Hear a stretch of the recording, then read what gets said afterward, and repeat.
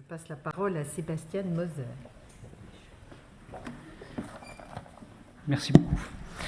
Donc, j'aimerais bien apporter une réflexion sur une conduite qui peut apparaître chez les personnes atteintes de la maladie d'Alzheimer. Et je tiens à remercier Virginie Bonnel qui m'a inspiré pour cette réflexion. Donc, je veux parler de l'errance.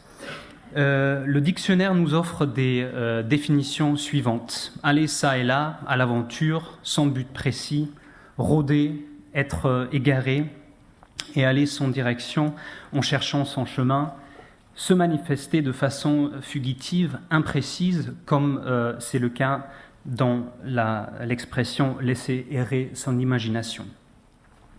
Dans le cadre de la maladie d'Alzheimer, on pourrait dire que l'errance est la conséquence d'une mise en mouvement qui a perdu son but. Ce qui n'est pas la même chose que aller sans but précis.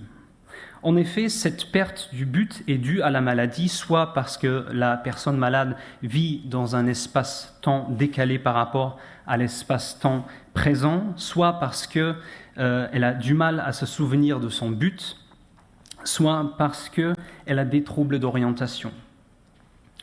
La littérature nous donne un certain nombre de causes qui peuvent être à l'origine du mouvement ou du départ. Un besoin ressenti de marcher, ce qui peut être dû à un fonctionnement passé, par exemple une personne qui a toujours beaucoup marché, mais aussi à un besoin d'être actif.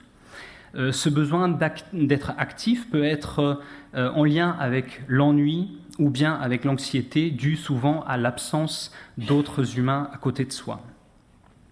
De plus, il est mentionné que ce mouvement qui peut se transformer en errance suite à une perte, donc la perte d'orientation, oubli du but, décalage par rapport à l'espace-temps présent, peut être dû à la fuite volontaire d'une situation inconfortable psychiquement, physiquement ou bien au niveau sensoriel. Le départ est donc le résultat d'une recherche active d'un ailleurs.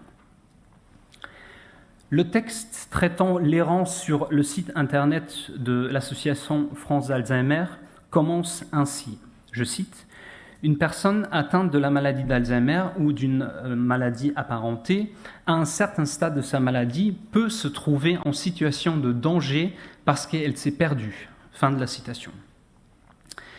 Quand on regarde l'argumentation du texte, on comprend qu'il ne parle de l'errance d'une personne atteinte de la maladie d'Alzheimer uniquement dans un cas très précis. Il ne n'agit pas du moment dans lequel la personne atteinte se perd, mais l'errance est une perte d'orientation non accompagnée. Autrement dit, l'errance est atteinte au moment où la perte de l'orientation se passe en dehors d'un périmètre contrôlable ou bien protégeable par un autre. Un élément constitutif de l'errance dans le cas de la maladie d'Alzheimer devient donc l'absence de l'autre. C'est important parce que ça veut dire c'est ni la mise en mouvement ni la perte du but qui serait à l'origine de l'errance. Pour appuyer ce propos, on peut construire un exemple très simple.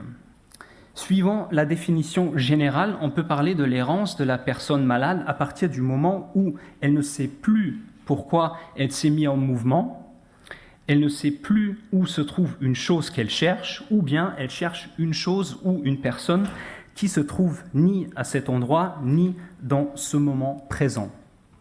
Mais une telle situation pourrait aussi se produire à la maison, dans le jardin, ou même dans une chambre. L'errance est donc une pratique courante de la personne malade qui présente la plupart du temps aucun danger. C'est ce fait-là qui la rend acceptable. Il ne s'agit pas de cette errance-là dont il est question dans le texte sur le site de l'association. Autrement dit, apparemment, il existe deux formes différentes de l'errance dans le cadre de la maladie d'Alzheimer. Premièrement, une conduite qui caractérise la maladie, et deuxièmement, un danger dû à l'absence d'un aidant potentiel. Pour atténuer ces dangers induits par l'errance, le texte du site préconise 3 dispositifs de protection existants. Alors, premièrement, la téléalarme, celle-ci ne semble peu adaptée parce que, je cite, « la personne malade ne pourra vraisemblablement pas utiliser ce type d'équipement en cas de détresse ». Fin de la citation. Deuxièmement, l'enfermement à clé au sein de l'habitation. Une solution simple, mais dont, je cite, « on peut s'interroger sur ses effets ». Fin de la citation. Troisièmement, la géolocalisation, celle-ci laisse, je cite, « la personne malade libre de ses mouvements dans un périmètre préalable défini et d'assurer sa sécurité par le déclenchement d'une alerte au moment du franchissement de ce périmètre ». Fin de la citation.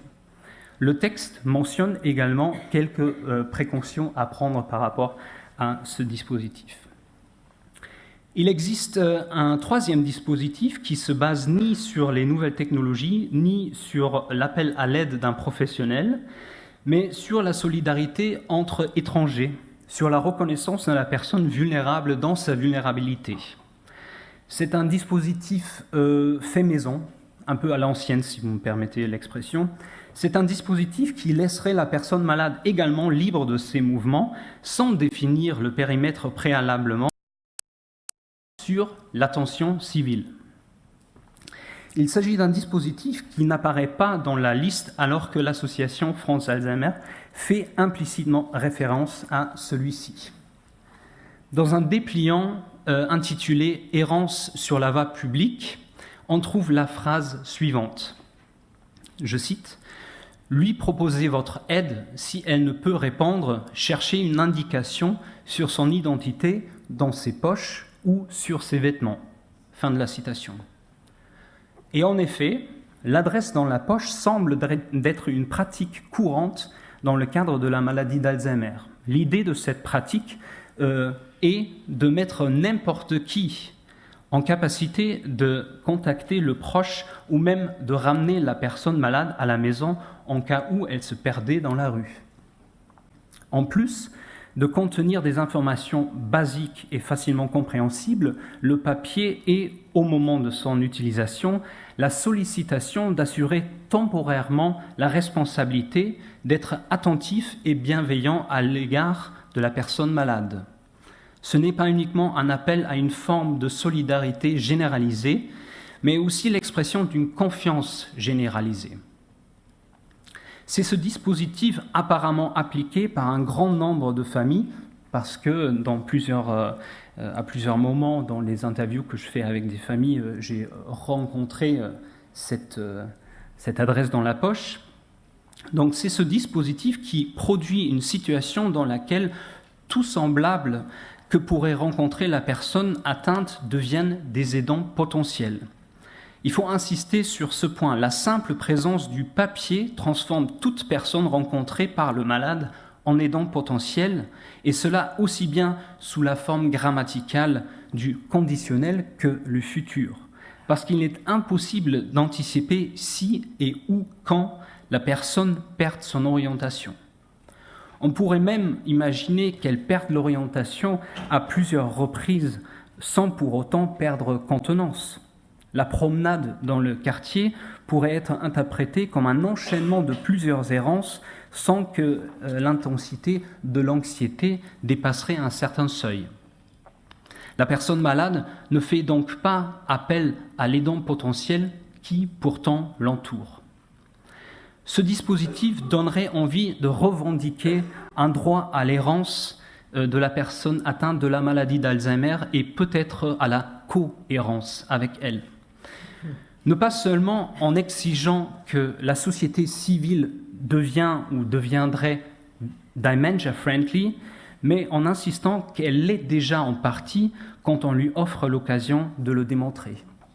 Merci beaucoup.